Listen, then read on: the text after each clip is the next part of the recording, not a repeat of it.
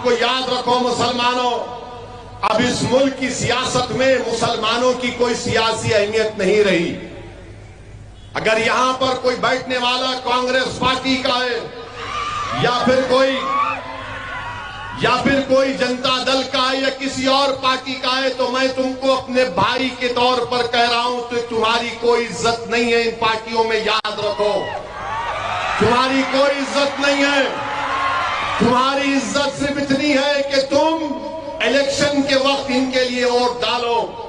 آج جب ظلم ہو رہا ہے کوئی منہ نہیں کھولتا، کوئی منہ نہیں کھولتا ہے۔ یہ باضابطہ مسلمانوں کو انویزیبل کرتی ہیں کہ مسلمان اب کوئی پولیٹیکل پارٹی کے ساتھ نہیں ٹھہرے گا۔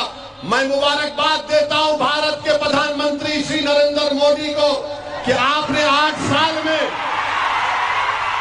تنزیہ طور پر کہہ رہا ہوں، آپ نے 8 سال میں بھارت کی راجنیتی کو ایسا کر دیا کہ اب سیکولر پارٹی مسلمان کو بازو کھڑا کرنے سے ڈرتی ہے۔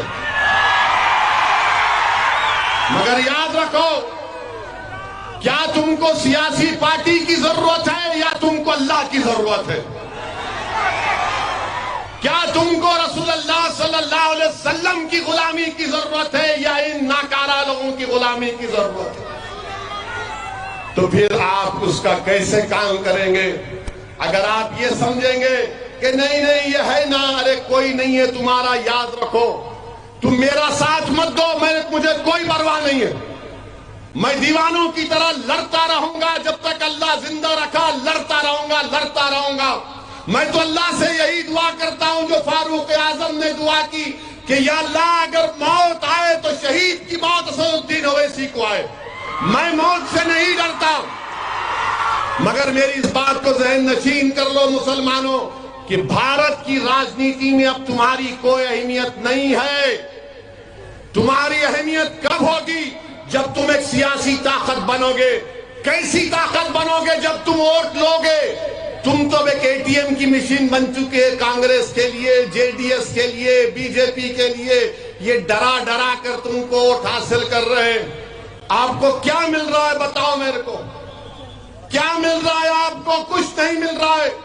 اپنی سیاسی لیڈرشپ کو پیدا کرو۔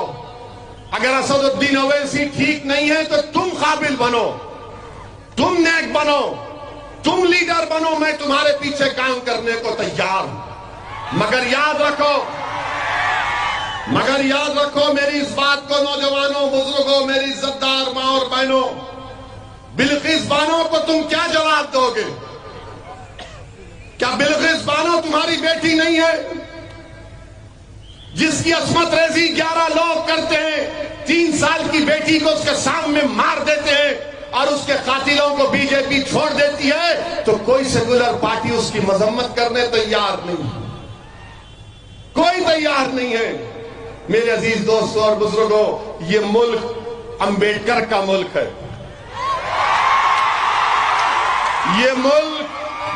یہ ملک جوہر برادران کا ہے، یہ ملک گاندھی کا ہے، یہ ملک کو آزاد ہم نے کیا ہے اپنے خون پسینے سے۔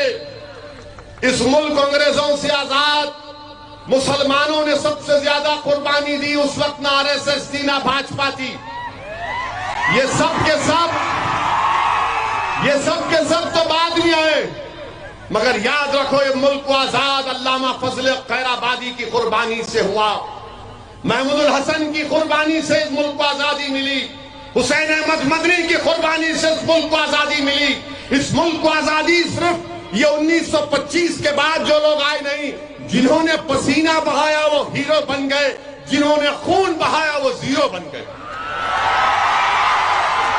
تو جنہوں نے خون بہایا ان کو زندہ رکھو، اور زندہ رکھنے کا طریقہ یہ ہے کہ تم متحد ہو جاؤ، سیاسی طاقت بنو، دلتوں کو اپنے ساتھ لو۔ ہمارے سیکولر بھائی ہندو آج بھی اس ملک میں جو پسند نہیں کرتے اس تمام ماحول کو